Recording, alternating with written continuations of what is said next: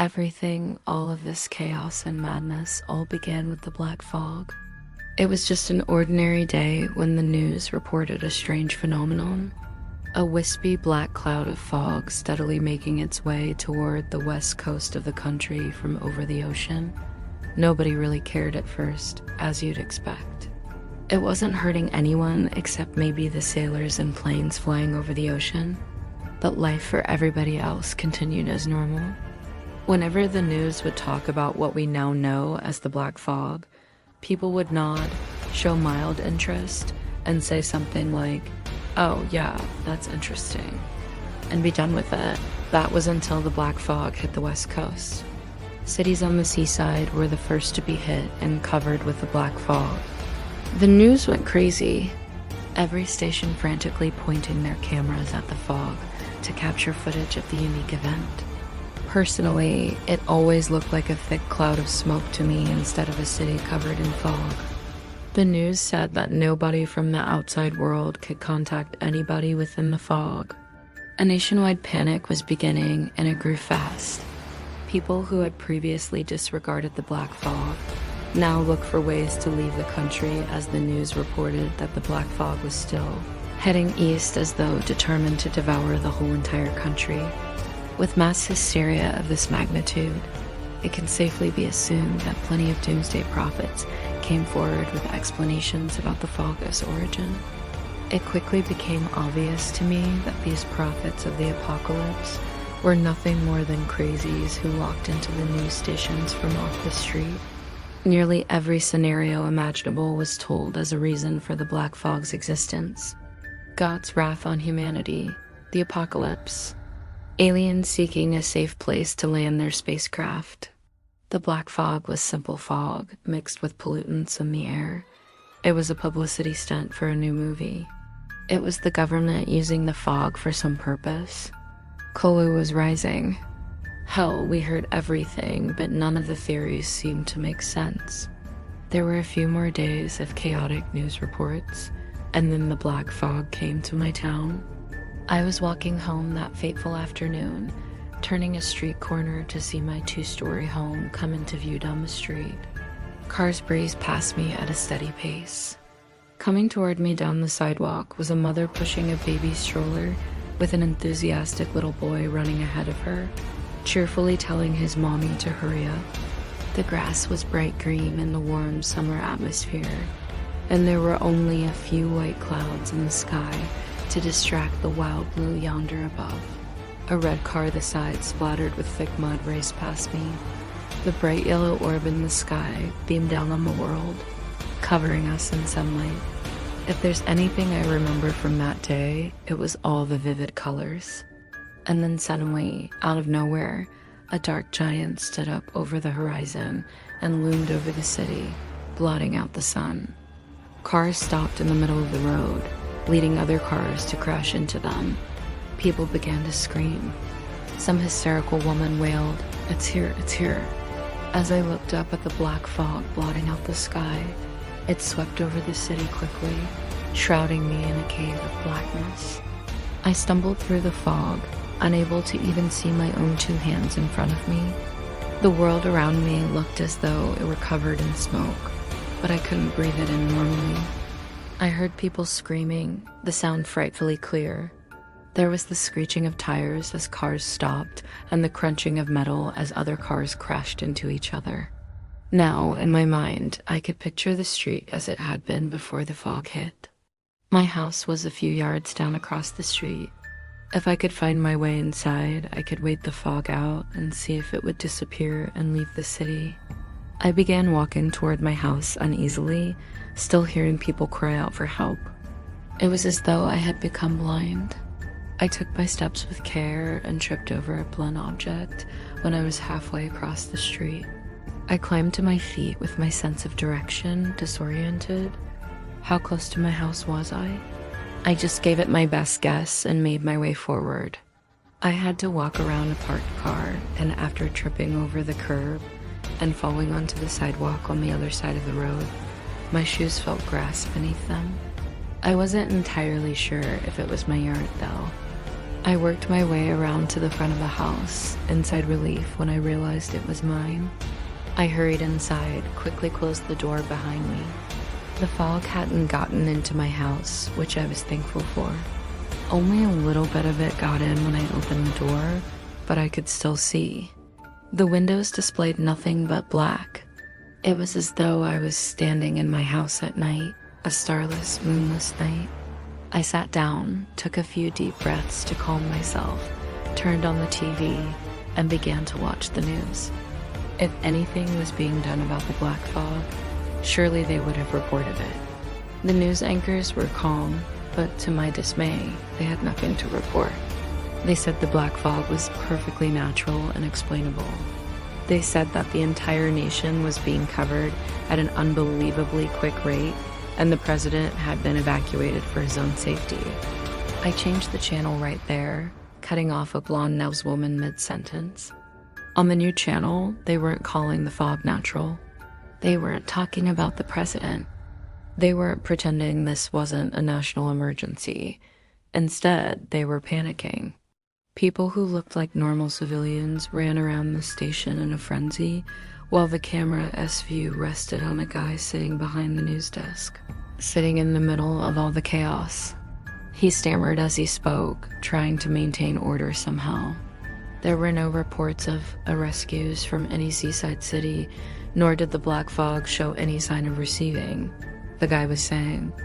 As I watched, he managed to stop one of the frightened civilians and asked him to say a few things for the camera. Hi, yeah, my name's Adam. Adam began breathing heavily. The underscore out there is crazy, man. Like it ain't fog, it's something else. Adam wiped off his sweaty forehead and cleared his throat. We heard rumors that you could see in the black fog if you have a flashlight or fire. We sent a guy out into the fog with one of those big-ass flashlights, but he hasn't come back yet. I remained in my living room in complete disbelief that this was happening. I barely registered anything that the news said, not that it said anything much. The only thing that they could talk about was the black fog. And because nobody knew anything about it, there wasn't much to say. I couldn't tell if it was day or night outside, so I tried to sleep according to the clocks in my house. I slept on the hardwood floor in the living room, too afraid to climb upstairs to my bedroom. When I woke up, I immediately turned the TV on again. Inside the news station, there were sleeping people mixed with people standing off camera who were in rapid discussion about what to do. It was as though they had forgotten the camera was on. I decided to wait to see if they were going to give any piece of news that was worthwhile, and went into the kitchen to fix myself something to eat. Fortunately, I had made a trip to the grocery store the day before it all started. Despite this, my appetite still wavered when I looked at the food. The black fog didn't feel real to me, almost like some kind of demented nightmare, but it still hurt to think about. I returned to the living room without eating anything and sat down on the couch and stared at the TV. After staring at the screen and listening to the people in the news station talk for an hour, I groaned. Survival was boring. I turned my head to the living room window and examined it from where I sat curiously. I think Adam had said something about being able to see in the black fog as I jumped off the couch and stumbled over to the closet hall. After shuffling through coats and other miscellaneous things, I found a flashlight. Clicking it on, I saw it in relief when a bright beam of light shot out. The first light I'd seen since it all started. I pointed the flashlight toward the living room window and froze when I saw a face outside. There was a man standing outside, the window with his thin nose barely touching the glass. His face was horrible, yet I couldn't look away. The skin hung loosely on him, making him look like an old man. He had long silver hair on his head, a few strands of which were dangling limply over that face, but also huge bald patches as well. The worst part about the man was that he was smiling at me. He had a wide, toothy grin, but his eyes had black irises and white pupils. Near the bottom of the window, I could see that he was wearing a torn-up white shirt, but his smile hypnotized me. His eyes burned into mine. There was no color to the man at all. Even the thin cuts on the side of his face were an inky black. He was nearly completely unmoving, only moving the slightest bit as he breathed. The light from the flashlight didn't seem to affect him at all. I moved closer to the window and wrapped my fist onto the glass, but the colorless man only stared. I turned the flashlight off and the man disappeared into the fog. I turned the light back on and he was visible again. Adam was right. It was possible to see in the black fog with a flashlight. I was intrigued by the colorless man, but also very frightened. How long had he been outside of my window? A shiver ran down my back when I realized that he could have been watching me sleep. I was unnerved by his endless staring and amused smile.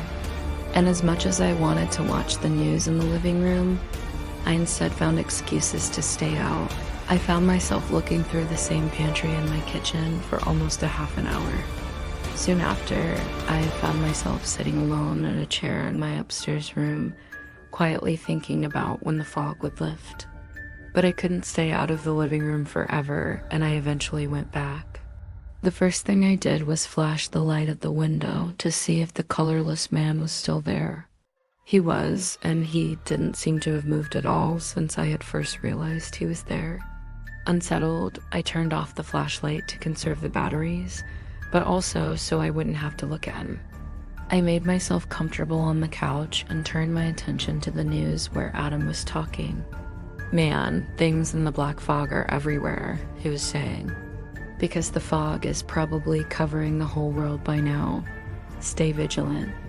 A miracle has to happen soon." It seemed that I wasn't the only one who had detected the presence of the things in the fog. Adam delivered reports of mutilated bodies found in the streets with their eyes in their mouths and their teeth in their eye sockets. More of the news station survivors chimed in behind him with more information and told of strange noises outside of safe shelters where people were holed up waiting for it to end. There was no denying it. Something unnatural was in the black fog. Maybe something beyond the colorless man outside of my own window. I decided to sleep upstairs in my bedroom that night. I shined the flashlight at the window before charging upstairs to see if the colorless man had left. He was still there, only his eyes had moved to follow me. Once I had gotten upstairs, I placed the flashlight under my pillow, kneeled next to my bed, and did something I hadn't done for a very long time. I prayed. That night, I dreamed that the light had returned to the world. Families walked down sidewalks. Children shouted to each other as they played. The grass was a dark green and the sky burned blue.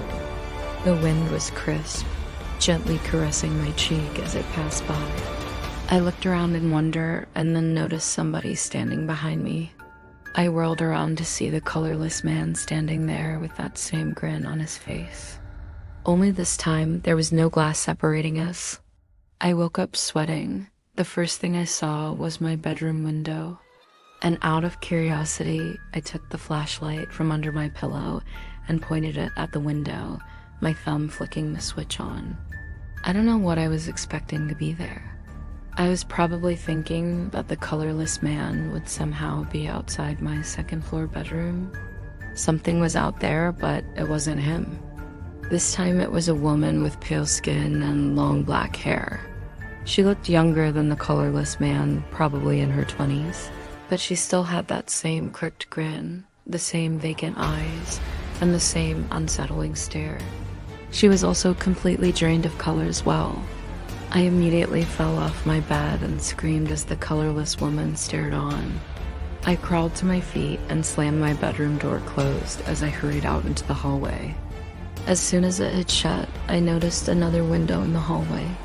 I flashed the light at it and gasped when a fat, colorless man came into the light, grinning as though laughing at a private joke. I didn't know what to do. Total panic grabbed me, causing me to flee from the unseen eyes in the black fog. I shined the flashlight at every window I came across. I found another colorless woman in the guest room window, and a thin, colorless man looking into the upstairs bathroom before I managed to reach the stairs. I practically flew down them and I dived into the kitchen where I ducked under the table and tried to catch my breath. Out of the corner of my eye, I could see the kitchen window. As much as I didn't want to know if one of them was there, I still flashed the light at the window. This one was the worst one yet. He resembled a wolf with a wide snout, shaggy black fur, and pointed ears, and he stared at me with wide, hungry, pupilless white eyes. And for a crazy moment, I thought it must have been a wolf skull or a mask. But then a thick, slobbery dog tongue slid out of its mouth and licked his chops as he continued to gaze upon me. There was a colorless person at every window in my house, I realized. I stumbled out of the kitchen to get away from the starving eyes of the colorless wolf and found myself standing in the living room. I flicked the flashlight on and pointed it at the window to see that the colorless man was still there, patiently waiting. As I stared, his grin widened and revealed fangs like razors in the back of his mouth. His eyes flashed red, the first color I'd seen since the black fog had arrived. And then the flashlight died, leaving me alone in the dark. As I stood there blinking in the utter blackness that surrounded me and pressed in from all sides, something began tapping on the living room window. As if in response, the colorless people began tapping on every window in the house.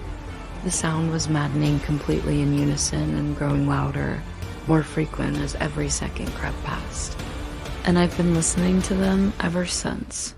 All of them just tapping on the windows. The sound never leaves. It never stops. It never even pauses. Listening to that endless noise, I just know that it's tearing my mental state in half. I don't know how much longer I could take this, but that's okay, 'cause I think I just heard a window break.